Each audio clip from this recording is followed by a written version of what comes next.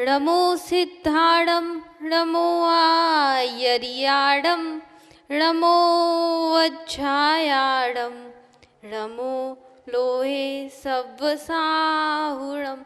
जय बोलिए पंचपरमेष्ठी भगवान की, बोलिए 1008 पार्श्वनाथ भगवान की, बोलिए अंतिम तीर्थेश महावीर स्वामी की, बोलिए 108 आचार्य भगवान श्री विशुद्ध सागर जी महाराज की, बोलिए 108 मुनि श्री सुप्रभ सागर जी महाराज की, बोलिए मुनि श्री 108 प्रणत सागर जी महाराज की, आचार्य संघ की जय। जिनेंद्र बंधुओं, समीचीन विकल्पों का सम्यक समाधान।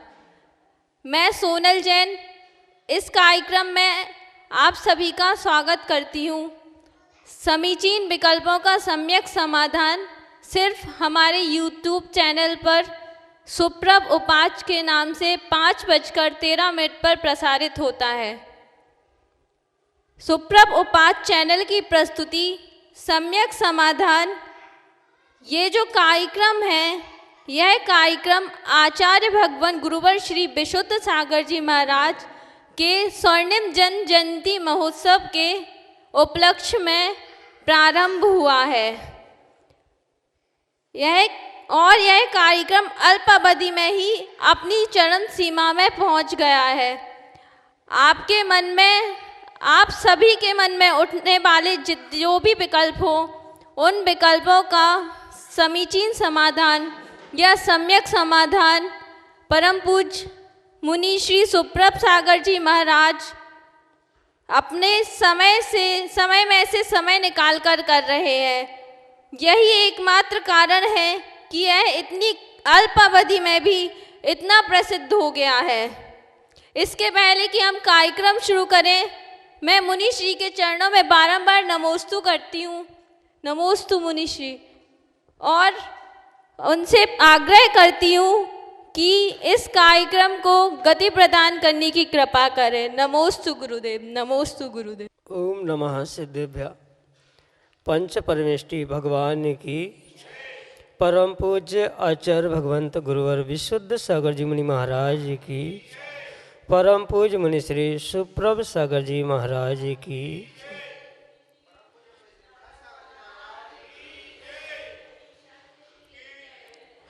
समीचीन विकल्पों का सम्यक समाधान। सम्यक ज्ञान की एक ऐसी अनूठी विधा हम सभी को प्राप्त हुई जो हमारे आत्म कल्याण के लिए एक परम कार्यकारी उपाय साबित हो रही है। परम पूज्य आचार्य भगवंत गुरुवर विशुद्ध सागर जी महाराज की महती अनुकंपा एवं उनके मंगल सुभाषिष से हम सभी अपने मन में उठने वाले अनेकानेक समीचीन विकल्पों का सम्यक समाधान उन्हीं के सुयोग्य शिष्य परम पूज्य मुनि श्री सुप्रभ सागर जी महाराज के मुखारबिंदु से प्राप्त कर रहे हैं। देश के विभिन्न प्रांतों से अनेकानेक समीचीन विकल्प प्रतिदिन हमें यहाँ प्राप्त हो रहे हैं और उनका यथाक्रम से हम सभी आगमुक्त विधि से परम पूज्य मुनि श्री सुप्रभ सागर जी महाराज से सम्यक समाधान प्राप्त कर रहे हैं। प्रारंभ करते हैं आज का सम्यक समाधान। और आज का पहला विकल्प महाराष्ट्र पुणे से सौ मुग्धा गांधी परम पूज्य मुनि श्री के चरणों में कोटि कोटि नमोस्तु निवेदित करते हुए अपना समीचीन विकल्प रख रहे हैं कि महाराज जी, द्रव्य क्षेत्र काल और भाव के अनुसार कर्म अपना फल देते हैं या हमारे कर्म के अनुसार हमें द्रव्य क्षेत्र काल और भाव प्राप्त होता है, किसका प्रभाव अधिक होता है और हमें पुरुषार्थ किसकी मुख्यता मानकर करना चाहिए। हमारे समीचीन विकल्प का सम्यक समाधान करने की अनुकंपा करें। नमोस्तु महाराज जी, नमोस्तु। ओम नमः सिद्धम परम पूज्य आचार्य भगवान गुरुवर विशुद्ध सागर जी महाराज की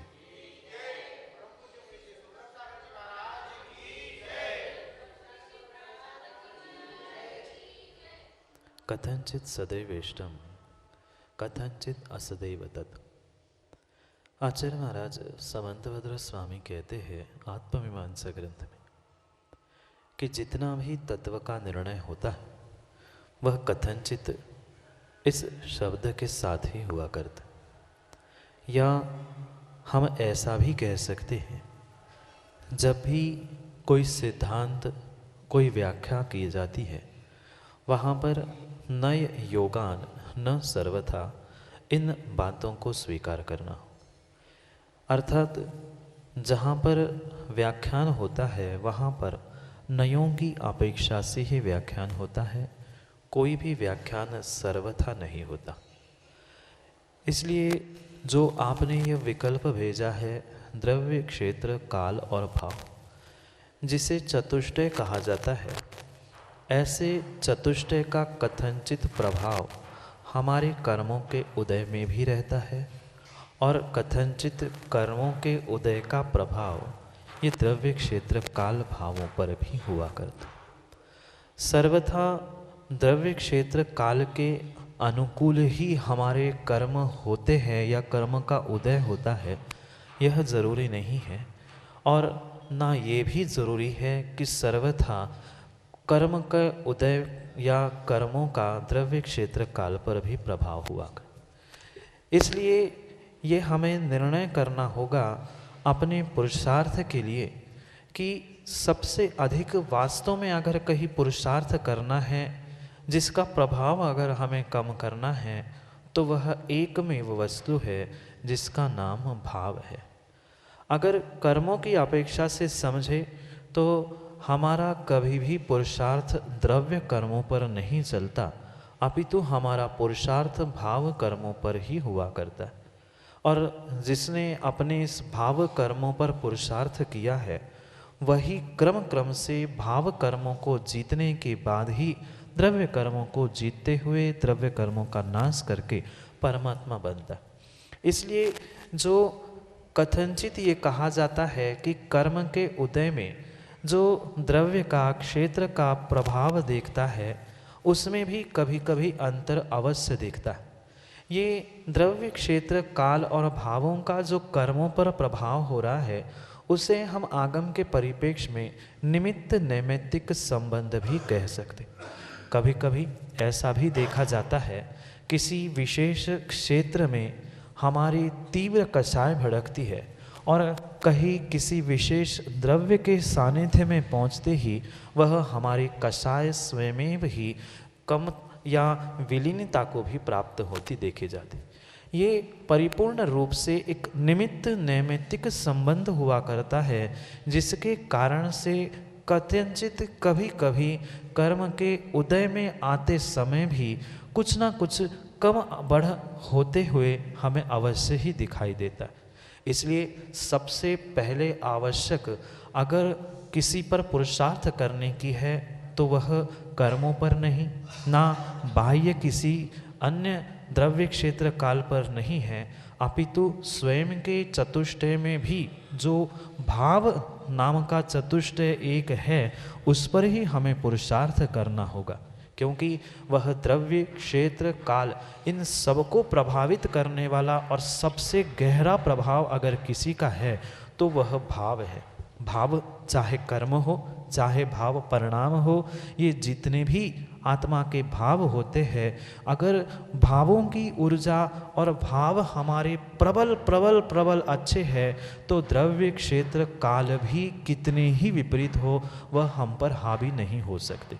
इसलिए जो आपने ये प्रश्न पूछा है पुरुषार्थ का प्रभाव तो कथनचित सबका कर्मों का इन चतुष्टय का कर्मों के उदय में रह सकता है, पर इनमें पुरुषार्थ करने योग्य एक ही सामग्री है, क्योंकि हम अन्य द्रव्य पर, अन्य क्षेत्र पर, अन्य काल पर किंचित भी पुरुषार्थ कर नहीं सकते, ना अन्य भावों पर पुरुषार्थ कर सकते।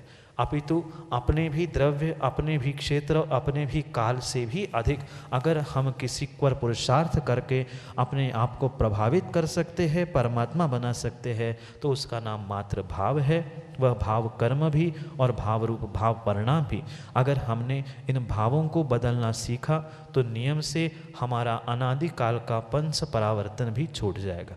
जो संसार को पंच परावर्तन के नाम से जाना जाता है, उन पंच परावर्तन में भी द्रव्य, क्षेत्र, काल, भव और सबसे अंतिम जो भाव परावर्तन कहा गया है, वह भाव परावर्तन ही ये शेष 4 परावर्तनों का जनक कहा जाता है। जिसने भाव परावर्तन को जीत लिया, भाव कर्मों को जीत लिया, अपने भावों को जीत लिया, उसने संसार और सबको जीत लिया है। इसलिए प्रबल पुरुषार्थ हमें अपने भावों पर, भाव कर्मों पर, भाव परावर्तन पर करना होगा। यही आपके लिए सम्यक समाधान। अगले विकल्प के लिए हमारे सामने हैं अनन्य गुरु भक्त प्रतिष्ठाचार्य वास्तुवेद पंडित मुकेश जी विनम्र, गुड़गांव हरियाणा से, जो कि अपना समीचीन विकल्प परम पूज मुनिश्री के समक्ष रख रहे हैं। पूज्य मुनिश्री के पावन चरणों में बारंबार नमोस्तु। हे पूज्य मुनिश्री, मेरी जो शंका है वो ये है, जिनालय में बनने वाले शिखर का क्या महत्व है। उसी के साथ दूसरी जो बात जुड़ी हुई है वो ये है कि प्राचीन काल में जितने भी जिनालय बने हुए हैं, जो पुरातन जिनालय हमें देखने में आते हैं, सभी के शिखर वेदी के ऊपर से पोले होते हैं। लेकिन आज जो शिखर बनाए जा रहे हैं वो वेदी के ऊपर छत को पाट दिया जाता है और उसके ऊपर टोपीनुमा शिखर बना दिया जाता है। कौन सा उपयुक्त है और अगर दोषपूर्ण है तो उसका क्या दोष है? बहुत अच्छी बात। वास्तुविद आप है और प्रश्न हमसे कर रहे हैं। कोई बात नहीं, आगम में आचार्यों ने कोई ऐसी विधा नहीं छोड़ी है जिसके कारण हमें किसी अन्य दर्शन के सामने भीख मांगनी पड़े। ये जितनी भी वास्तु आदि की भी विधा बताई गई है, इन पे आचार्य भगवंत पूर्वाचार्यों ने विशेष रूप से टिप्पणी करते हुए उसका विशेष खुलासा किया। जैसे कि मैं अभी कह रहा था, निमित्त नैमित्तिक संबंध, ये परमात्मा के मंदिर, शिखर, घंटा आदि इन सभी का मनुष्य जीवन में निमित्त नैमित्तिक संबंध हुआ करता है। और ये मुख्य कारण परमात्मा के मंदिर के ऊपर शिखर बनाने का यही है कि उस गर्भालय में जो भगवान की पूजा, भक्ति, मंत्र, अभिषेक आदि के द्वारा जो वहाँ पर वरगणाएँ क्रिएट हो रही है या वरगणाएँ बन रही है, उस वरगणाओं को शंकु के आकार में ले जाकर एकत्रित करके कलश और कलश के साथ साथ जो ध्वजा होती है कपड़े की, उस वस्त्र की ध्वजा के द्वारा पूरे आसपास के उस क्षेत्र पर उन मंत्रों का प्रभाव पड़ सकता है या पड़ता है। इस मुख्य कारण से मंदिर या उस परमात्मा के वेदी के ऊपर शिखर, शिखर के ऊपर कलश और कलश के साथ साथ वह वस्त्र की ध्वजा का आगम में बहुत अच्छे से वर्णन पूर्वाचार्यों ने किया है। रही बात वर्तमान की, क्योंकि वर्तमान में चकाचौंध, दिखावा, इन सब के पीछे जो परमात्मा की वेदी क्या, परमात्मा का आजकल तो बहुत ही विरला कोई आपको मंदिर वर्तमान में मिलेगा पंडित जी, जहाँ पर आपको गर्भालय मिले। जो शिखर की कल्पना है वह गर्भालय के ऊपर शिखर है और गर्भालय का एक अलग ही वर्गणाओं का वहाँ पर आप स्वयं वास्तुविद है, बहुत कुछ जानते हैं, आपने स्वयं ने अनुभव भी किया होगा। जो गर्भालय से युक्त मंदिर हुआ करता है उसकी विशेष ऊर्जा होती है। आज हाल में भगवान को रखकर पूरे समाज ने अपने आप को बेहाल कर दिया है। ना वहाँ वर्गणाएँ बनती है, ना वर्गणाएँ वहाँ से शिखर में पहुँचकर समाज को समृद्ध करती है। ये पक्का मानना, कितनी ही पूर्व काल में विषमता होने पर भी पूर्व की समाज, हमारे पूर्वज उत्तमचंद जी फलीभूत क्यों हो रहे थे? मुख्य कारण यही था, वे गर्भालय में भगवान की पूजा आराधना करते थे। उन मंत्रों की आराधना से वह पूरा गर्भालय, क्योंकि गर्भालय चारों तरफ से बंद, सामने मात्र परमात्मा की दृष्टि निकले इतना ही मात्र वह द्वार होता था, उसके कारण वहाँ की वरगणाएँ, वहाँ की ऊर्जा परिपूर्ण रूप से उस शिखर में पहुंचकर अंतिम उसके छोर से, टोंक से, कलश से और ध्वजा से पूरे ब्रह्मांड में शांति और ऊर्जा का प्रसार करती थी। पर वर्तमान में जैसे आपने कहा है, ऊपर स्लैब डाल दिया, भगवान के ऊपर पहले ही हमने वजन रख दिया, अब भगवान हमारा कल्याण क्या करेगा। और मात्र किसी अन्य प्रकार से नहीं, लोहा जो सबसे निकृष्ट अशुद्ध धातु कही जाती है, उसका स्लैब ऊपर डालने से जितनी ऊर्जा बन रही थी वह नीचे के नीचे पुनः वापस आ गई, ना बाहर पहुंच रही है, ना कहीं उसका जो परमात्मा की भक्ति आराधना का फल ऊर्जा में हमें मिलने वाला था वह आज नहीं मिल रहा है।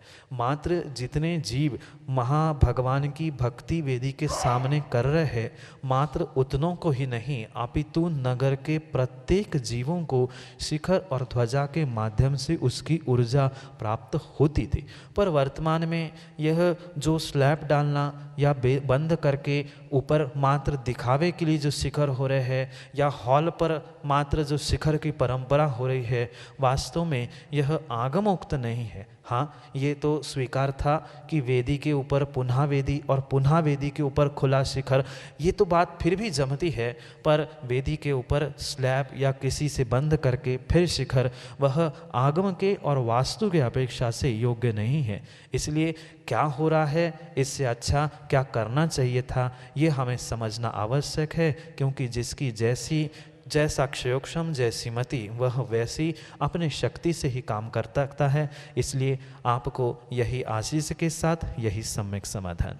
अगले विकल्प के लिए हमारे सामने हैं मोदी राजकुमार जैन, पूर्व अध्यक्ष दिगंबर जैन समाज गुरसराय, जो कि अपना समीचीन विकल्प परम पूज्य मुनिश्री के समक्ष रख रहे हैं। भगवान की जय। मुनि दुश्री चरणों नमोस्तु, बार बार नमस्तु नमस्तु नमस्तु। मुनिश्री, मेरी सम्यक समाधान, मेरी जिज्ञासा है कि 3 दंड, 3 सल, 3 गारो, 4 व्यक्ता, ये क्या है, इसके बारे में सम्यक समाधान कीजिए। नमस्तु महाराज, नमस्तु। छोटे से प्रश्न में आपने बहुत बड़ा उत्तर पूछा है, बहुत अच्छी बात है। 3 दंड यानी मन वचन काय की जो विपरीतता है, या मन वचन काय का विपरीत प्रयोग है, उसे आगम में दंड कहा है। जो गर्व यानी घमंड है, उसे भी आगम में 3 प्रकार का कहा गया है, जो कि रिद्धि गारव, रस गारव की अपेक्षा से 3 है। यानी अपने आप को रिद्धि संपन्न मानना, मैं इतना अच्छा हूँ कि मुझे भोजन में सभी रस प्राप्त होते हैं, मैं इतना सुखी हूँ कि मेरे जैसा इस ब्रह्मांड में अन्य कोई साता से युक्त नहीं है। ऐसे परिणामों से जो गर्व घमंड कर रहा है वह गारव कहा गया है। वह भी 3 प्रकार का गारव कहा, जो कांटों की तरह प्रति समय हमें भीतर ही भीतर चुभता है, उसे आगम में शल्य कहा है, जो कि 3 प्रकार का है, माया, मिथ्या और निदान। ये 3 प्रकार के शल्य कहे गए हैं, और 3 प्रकार के जो घमंड की बात वह गारव कहे हैं, और 3 प्रकार की मन वचन काय की योगों की जो विकृत परिणति है, उसे ही आगम में दंड कहा गया है। जो 4 प्रकार की विकताओं से हमारे लिए पाप कर्मों का आश्रय होता है, जो विपरीत कथाएं हैं, आगम के विपरीत या विषयों को बढ़ाने वाली, उसे विकताएं कहा गया है, जो कि भोजन कथा, चोर कथा, राज कथा की अपेक्षा से 4, स्त्री कथा की अपेक्षा से 4 कहे गए। इनके बारे में सोचना, बोलना, चर्चा करना, यह विकता की श्रेणी में आता है। जो मन वचन काय से विकृत काम या विपरीत कार्य करना है, वह दंड है। इन सभी प्रकार से जीव परिपूर्ण रूप से पाप का ही आश्रय करता है। इसलिए आगम के परिप्रेक्ष्य में इन सबको हेय कहा है, छोड़ने योग्य कहा है। ये सम्यक समाधान संक्षेप में आपके लिए। अगले विकल्प के लिए चंदेरा टीकमगढ़ मध्य प्रदेश से हमारे सामने हैं गौरव जैन, जो कि अपना समीचीन विकल्प परम पूज मुनिश्री के समक्ष रख रहे हैं। और नमोस्तु नमोस्तु नमोस्तु भगवान नमोस्तु। महाराज श्री, एक पुण्यशाली संतान प्राप्ति के लिए क्या पुरुषार्थ करना चाहिए जो कि संतान जन्म के बाद जैन धर्म, अपनी समाज और संपूर्ण मानव जाति के कल्याण में सहायक बने? ऐसी जिज्ञासा है महाराज श्री, समाधान करें। नमोस्तु। यह परम सत्य है कि आप लाख पुरुषार्थ कर लेना, पर जीव अपना जैसा उपादान लेके आएगा वह अपने उपादान से ही आने वाले समय में अपने कार्यों को क्रियान्वित करेगा। पर यह भी परम सत्य है कि माता पिता के जो निमित्त नैमित्तिक संबंध उस पुत्र संतान के साथ हुआ करता है, कुछ हद तक वह भी उसके लिए निमित्तभूत कार्यकारी हो सकता है।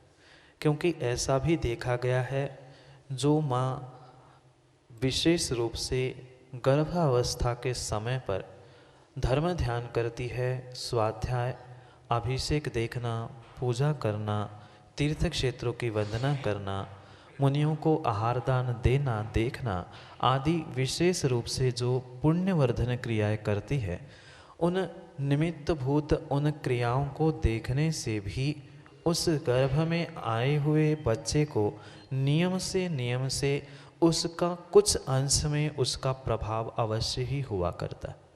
सर्वथा उपादान ही नहीं और सर्वथा निमित्त ही नहीं, अपितु वह जीव अगर थोड़ा सा भी अच्छा उपादान साथ लेकर आया है तो माता पिता ने किए गए ये निमित्तभूत पुरुषार्थ उसके लिए सफलीभूत हो सकते।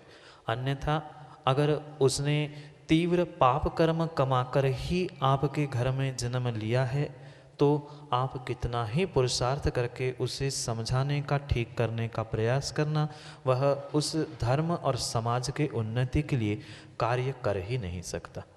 पर इसलिए यह भी समझना आवश्यक है कि हम जैसे माता पिता है, इस बात को लेकर उदासीन होके ना रहे कि हो जाएगा, जैसा बेटा जन्म लेगा देख लेंगे, ऐसा भी सर्वथा कहना गलत है। समय पर उसे जन्म लेने के बाद भी और जन्म लेने से पहले भी अगर माँ ने संस्कार नहीं किए हैं तो वह नियम से आने वाले काल को देखकर अपने धर्म और समाज से बाह्य प्रवृत्ति कर सकता है।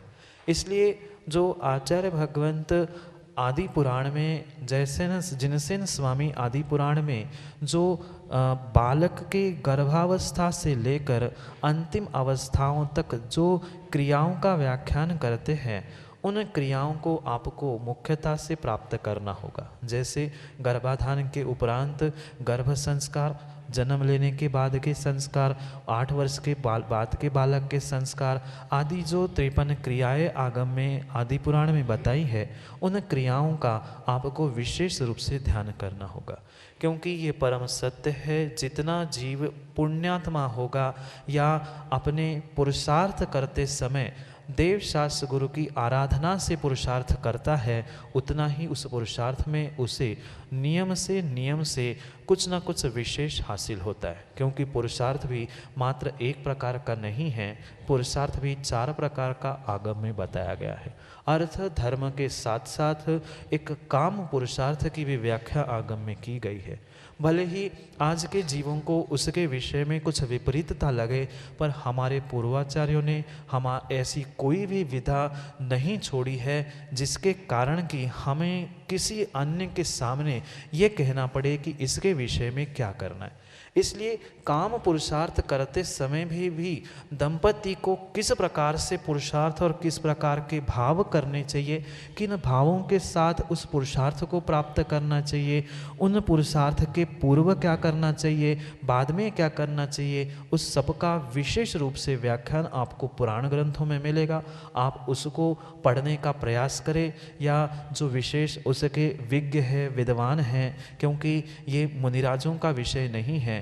जो वर्तमान के गृहस्थाचार्य होते हैं, विधानाचार, प्रतिष्ठाचार, या जो विशेष विद्वान आदि गृहस्थाचार होते, उनके द्वारा आप इन संस्कारों को, इन क्रियाओं को, और जो आगम में लिखा है उसको पढ़कर आप अपने आने वाली संतान को पुण्यवान धर्मात्मा बनाने का प्रयास कर सकते। हम आगम ग्रंथों के नाम भी बता सकते हैं और उनकी क्रियाओं को भी आप वहाँ पढ़कर, या विशेष रूप से जो उनको जानकार हैं उनके पास पहुंचकर आप उस अपने ज्ञान को और अपने पुरुषार्थ को भी समृद्ध करने का प्रयास कर सकते हैं। इसलिए विशेष रूप से जो उसमें वर्णन किया गया है उस काम पुरुषार्थ को लेकर हमारे भाव, हमारी परिणाम और परिणति किस समय पे होनी चाहिए, किस काल में कौन सा पुरुषार्थ करने से कौन सा फल मिलता है, ये सब कुछ आगम में विनम्र जी लिखा है। उसको अगर जीव पढ़ेगा तो नियम से अगर उस जीव का थोड़ा सा भी पुण्य का उपादान होगा तो आपका निमित्त, आपके संस्कार और आपका तज्जन्य पुरुषार्थ फलीभूत होगा। इसलिए उस आगम ग्रंथों को आप पढ़ें और विशेष रूप से उसके अनुकूल प्रवृत्ति करोगे तो आपको ऐसी संतान प्राप्त होगी। शेष आपके लिए आशीष के साथ सम्यक समाधान। अगले विकल्प के लिए हमारे सामने हैं टीकमगढ़ मध्य प्रदेश से शिखर चंद जैन, परम स्वाध्यायी श्रावक, और वह अनन्य गुरु भक्त अपना समीचीन विकल्प परम पूज मुनिश्री के समक्ष रख रहे हैं। नमोस्तु मुनिराज जी, नमोस्तु मुनिराज जी, नमोस्तु। मैंने कल एक भजन बाँचा था, उसकी दूसरी लाइन ये है, बाहर भेष क्रिया और शुचिसों किए पार उतरना रे, नाही है सब लोक रंजना यूं ही बेदन भरना रे। हे मुनिराज जी, ये बाहर भेष और उर की सूची का क्या तात्पर्य है, कृपया सम्यक समाधान करने की कृपा करें। बहुत अच्छी बात कवि ने लिखी है, बाहर भेष क्रिया और उर में सूची। बहुत सारे जीवों का शिखरचंद जी यह भ्रम है कि मात्र अंतरंग सूची से काम होगा। कुछ जीवों का यह भ्रम है कि भेष की शुद्धि, पर्याय की शुद्धि से ही काम बन जाए। इसलिए यहाँ कवि ने जो लिखा है, निश्चय ने और व्यवहार ने इन दोनों बातों को साथ लेकर लिखा। चाहे श्रावक का भेष हो, चाहे साधु का भेष हो, प्रत्येक भेष में अगर कोई बहुत महत्वपूर्ण आवश्यकता है तो अंतरंग की यानी उर की सूची है। जो अंतरंग उर की सूची है, उस सूची को प्राप्त करने के लिए हम इस सत्यता को स्वीकार करने के लिए इन दोनों नयों का आश्रय लेकर हमें परम आवश्यक बात को समझना बहुत ज़्यादा ज़रूरी है। जो बहिरंग सूची की बात की है या बाहिर भेष क्रिया कहा है, वहाँ पर एक श्रावक रूपी देशव्रती और मुनि की अपेक्षा से महाव्रती यानी दिगंबर साधु का भेष कवि महाराज को अभिप्रेत है। और उसके साथ साथ उर की सूची जहाँ लिखी है, वहाँ अगर उसके भीतर विषय कसायों को प्राप्त करने की भावना है, आकांक्षा है, तो उसके पास उर की सूची नहीं है। अगर संक्षेप में ही आपसे बात कर लूँ तो पहले पद में या बाहर भेष क्रिया, इन शब्दों के साथ कवि महाराज द्रव्यलिंग कहना चाहते हैं और उर की सूची से वह भावलिंग को कहना चाहते हैं। संक्षेप में इतना ही। और भावलिंग को अगर समझना है तो वहाँ सम्यक दर्शन की मुख्यता है। भेष के साथ उर की सूची के लिए 25 दोषों से रहित जो सच्चे देवशास्त्र गुरु सात तत्व आदि पर जो श्रद्धान की व्याख्या की है, वास्तविकता में वही उर की सूची है। और उस सम्यक दर्शन की शुद्धि के साथ साथ जो परिणामों की विशुद्धि है, वह भी उस उर की सूची में ग्रहण करना आवश्यक है। एक तरफ उन्होंने क्रिया कह के चारित्र कह दिया, क्रिया कह दी, पर चारित्र तभी कार्यकारी होगा जब उर की सूची रूपी सम्यक दर्शन होगा, तभी वह सम्यक चारित्र रूप परिणत होगा। चाहे एक देश चारित्र हो, चाहे महाव्रती रूप महाव्रत रूप पूर्ण चारित्र की व्याख्या हो।